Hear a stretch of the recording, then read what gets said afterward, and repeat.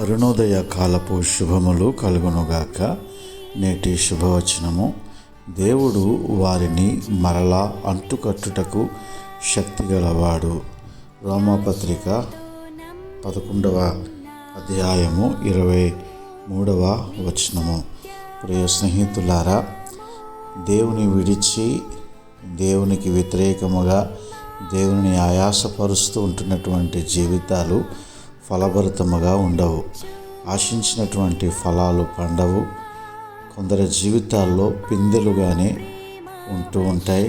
కొందరి జీవితాల్లో కాయలు కాసి అవి పంట చేతికి రాకుండా ఉంటుంది.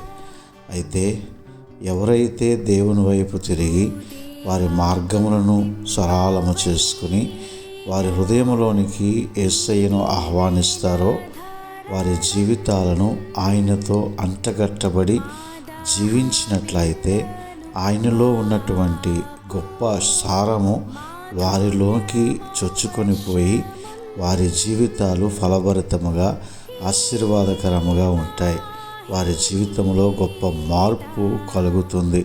వారిలో ఉన్నటువంటి మరుగుజ్జుతనం అంతయు పోయి మరలా నూతన కాపు, నూతన పంట, శ్రేష్టమైనటువంటి ఫలములు పొందుకోగలుగుతారు. కాబట్టి ఆయనతో అంటగట్టబడి జీవించడానికి, ఆయనతో సహవాసము చేయడానికి సిద్ధపడు.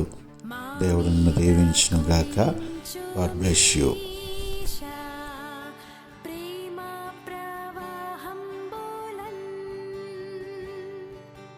సమస్త దేశంబు